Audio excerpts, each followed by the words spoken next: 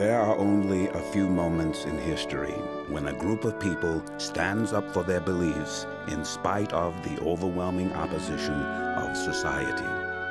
The founding of Berea College in 1855 is one of those moments.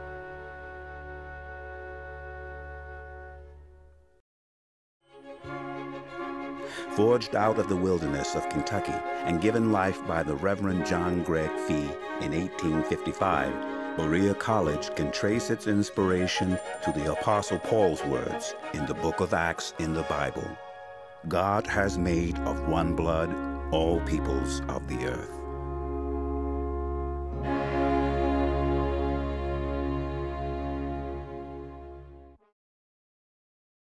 Fee is the son of a slaveholder. He's born in Bracken County, Kentucky. Went to seminary and heard the sermons of the famous abolitionist evangelist Charles Grandison Finney. And he comes back to Kentucky just as young people do when they go to school, and he's full of these incredible ideas. And his parents are appalled and they disown him. For John G. Fee, he appeals to higher law, a higher law that recognizes immediately that God is in every person and that slavery has to end right now.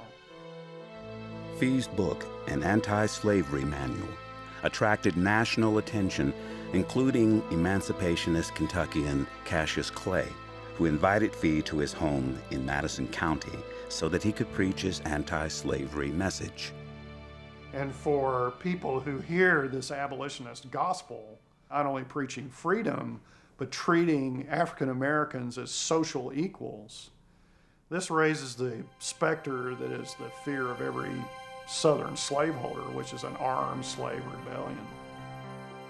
After receiving a gift of 10 acres of land from Cassius Clay, Fee and his wife Matilda organized a small church and school with the help of a group of like-minded men and women. In 1858, the first trustees of the college, which included John G. Fee and John Hanson and J.A.R. Rogers, among others, gathered in Fee's study to compose the Constitution. In order to promote the cause of Christ, we, the undersigned, do voluntarily unite ourselves together to establish and maintain an institution of learning. And they talk about providing labor as a means of support for students. The Constitution also lays out that all persons of good moral character will be eligible for acceptance at the school. And by all persons, that is a very literal statement, because what they mean are not only white people, but they mean blacks and women. The school is very successful. The teachers are good and reliable. Elizabeth Rogers, the wife of J.A.R. Rogers, one of the founders, co-founders with Fee, is teaching singing, and they're singing these wonderful songs as they go back home.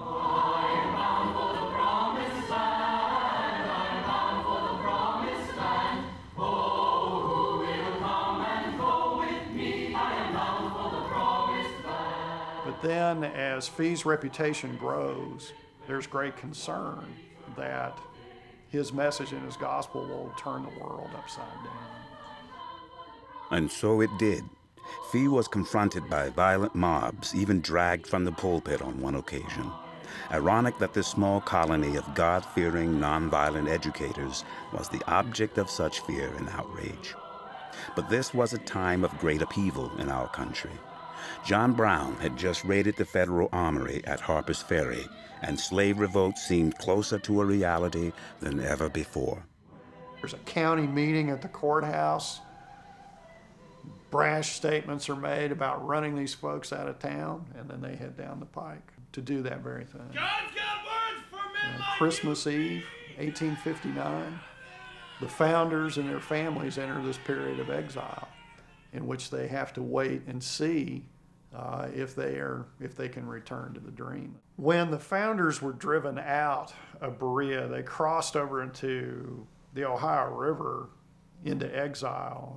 Even in spite of being driven out, they were ready to come back.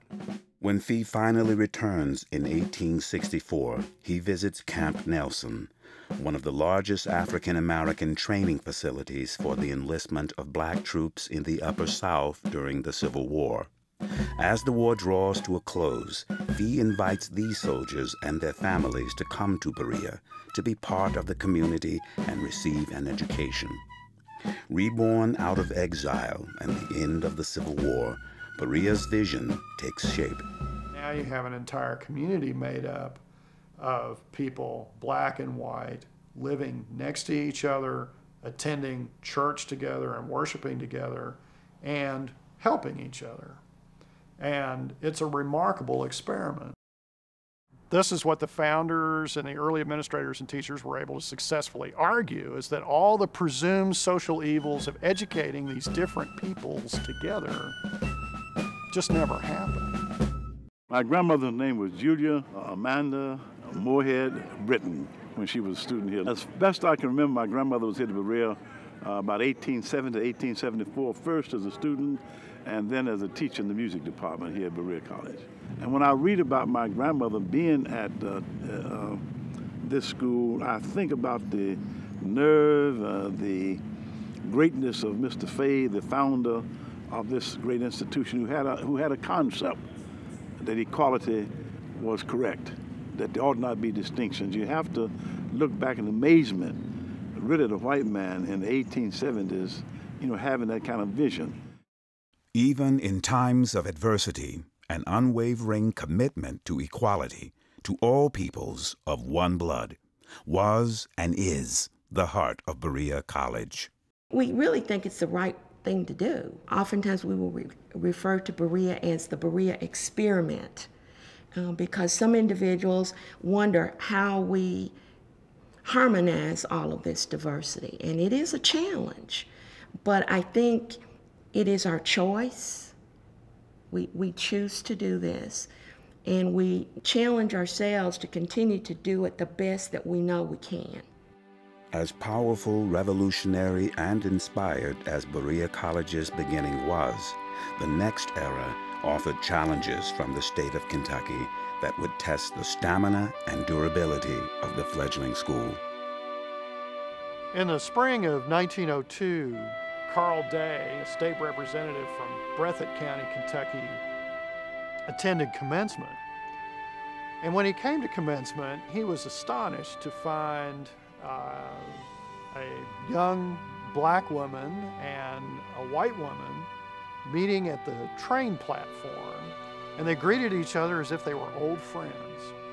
And this view and the subsequent sights that he observed on campus just appalled him.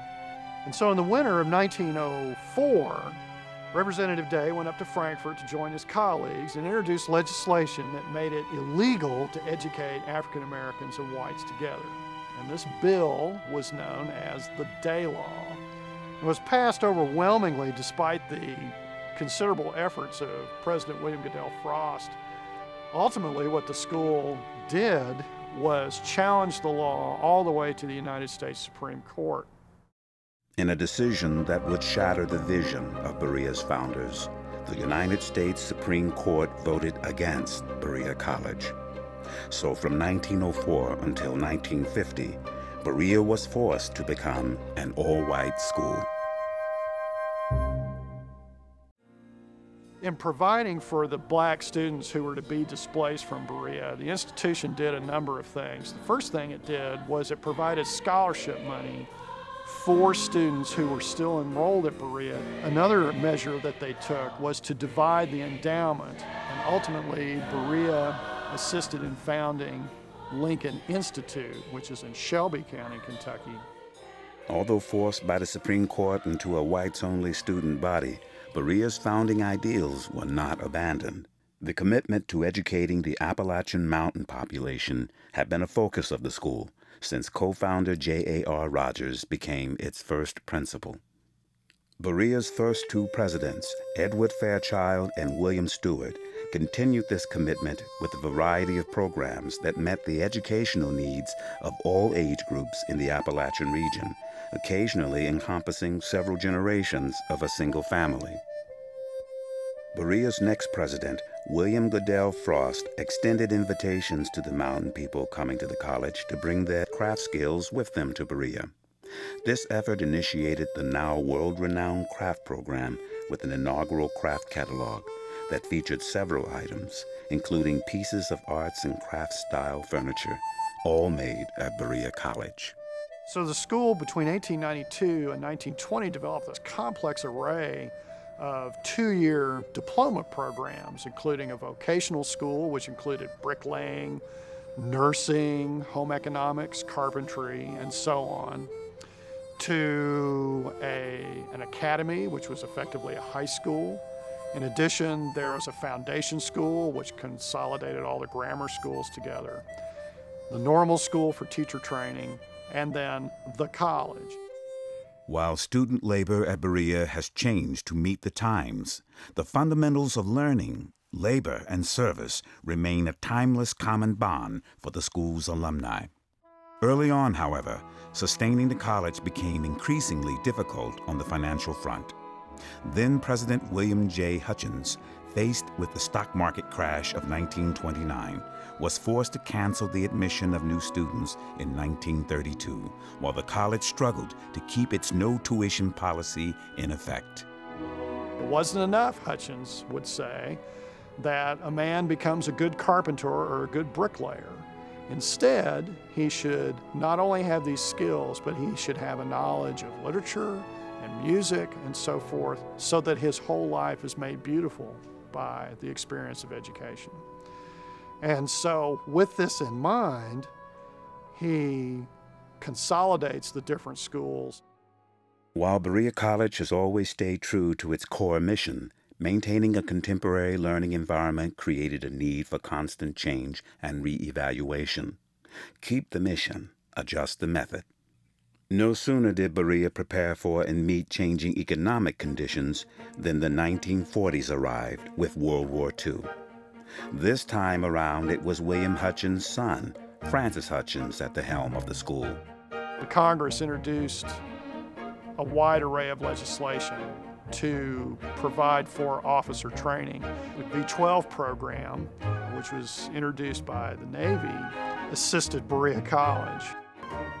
When the Navy came to inspect the campus, they told Francis Hutchins, "Dr. Hutchins, you have a wonderful campus here, but the young men that we will be sending to you would not of their own volition choose to come here. So we need you to ease up a little bit on some of the rules." And what that meant was that we allowed smoking in designated areas at designated times. A captain's ball introduced legal social dancing on campus. And cafeteria-style dining was introduced where it had been family-style before. The post-war era in America ushered in a period of unprecedented growth and change, not the least of which was the emerging civil rights movement. Once again, Berea was prepared to change with the times. In 1950, the state of Kentucky rescinded the Day Law. Berea College was eager to renew a vital part of its mission, which had been forced to lie dormant since 1904. As I entered here, I only knew that it was largely a white school, that there would be very few black students on campus. Louise Rudy was my roommate. She was a beautiful young woman with carrot-top hair, red, different hair than I'd ever seen. And she loved to sunbathe on the roof and liked to take me with her. And I didn't need a sunbath. I think everybody at that time was crossing their fingers and hoping it works with the students who were coming, because students would come and a lot of black students would not stay. You had the weight of the whole black race on your shoulders. You had to do well. Spending the 2.5 years here at Berea had great impact on my life because it was the first time I had been in a situation of acceptance by whites in a way that was meaningful. unlike other institutions, both in the South and the West and throughout the nation, where you have pictures of dogs and hoses and baton charges by law enforcement. Instead, you have a very lively debate on campus. As the 1950s grew to a close and interracial education returned, Berea College was able once again to embrace the full complement of ideals originally set forth by the founders. Now known as the Great Commitments, a 1957 list of ideas that make up Berea's core philosophy put forth a succinct articulation of all that Berea had been and all that it desired to be. The next two presidents of Berea College inherited the task of navigating Berea through the treacherous waters of social change and challenges to moral values. During the term of Berea's sixth president, Willis Weatherford, the Great Commitments became formal college policy. Emphasis on Black studies was increased, and the Appalachian Center was founded. Berea's seventh president, John Stevenson, established the Tibetan Scholarship Program, which allowed Tibetan students to enroll at Berea College. In fact, the Dalai Lama visited Berea in 1994. Stevenson also examined the contemporary changes taking place in Appalachia, and the school received a Points of Light Award from then-President George Bush. He also worked with author Alex Haley on a school dropout prevention tour in the region. The Great Commitments have always served as a link to the past and a guidepost for the future. Fee, Rogers, and the other founders propelled their vision with such velocity one can still hear their words and feel their spirit in the students and faculty of today's Berea. I consider myself to believe that I can make a difference. Reverend John Greg Fee believed that he could make a difference. That's how Berea got started, and that's what it is now. That makes you think outside yourself. You know, you lose most of the selfish inner thoughts of me, and you start to see around you. It's not all about classrooms and books. It's about getting something from college that you're going to be able to take onward when you leave. And that's, I think, is really exemplified in that motto. We have individuals, students from more than 50 countries on our campus. We have faculty members who are from other countries or who have traveled, lived, studied, worked around the globe. And I think that not only brings the kind of obvious diversities that we may sometimes recognize in the physical sense, but it also brings much more diversity in thinking and in approaches to our thinking and teaching and our learning experience. So Berea is like an open door, so people can get an education and go up high.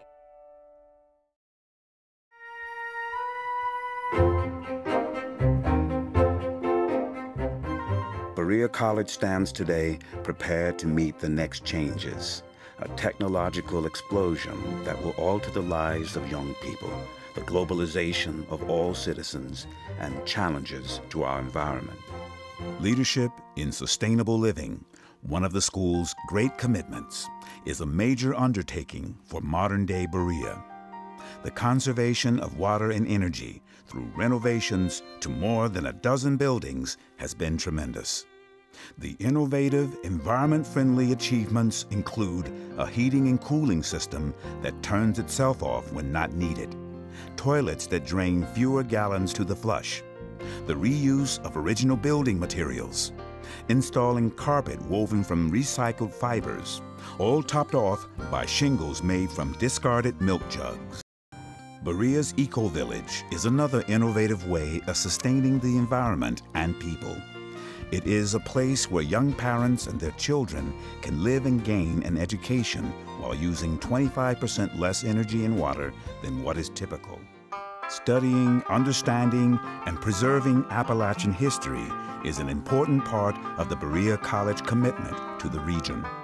With the commitments, it sort of presents a challenge to both the students and the faculty. It really asks you to examine what it is you really believe and what it is you think about a certain topic and asks you to listen to other people as well. One of the commitments is to assert the kinship of all people, to provide interracial education with the blacks and whites on campus. We have a lot of international students here as well, so that you become more open-minded and you learn new cultures, new things. Internationalization, the technology initiatives, these sorts of things, bring the college into the future, and they really force us to think in new ways. Berea's International Center opens doors to new things in far corners of the world and promotes global thinking to students, faculty, and the entire Berea community. Whether they're in a formal classroom or in labor or in some service-connected area, we expect students to approach thinking from multiple perspectives. That's what Berea College wants you to do when you come here, is to step out of your comfort zone and to try and experience something new, expound on your limitations, and open your mind to new things, new people, new cultures, new beliefs. From the perspective of 21st century America, we can hardly fathom the social and political conflict that preceded the Civil War. We do know, however, that in the midst of that turmoil, the Reverend John Gregg Fee and a small community of strong faith followed God's calling and started a school. Their vision, as strong 150 years later as it was when they conceived of it, has evolved into an educational model for the world. Berea College has built a tradition of interracial, co-educational education that stands as a testament to the goodness of the human spirit. God has made of one blood all peoples of the earth. Simple principles of human dignity and equality, peace with justice, and love over hate. Simple principles that have provided a home and a promise of a bright future for students since 1855.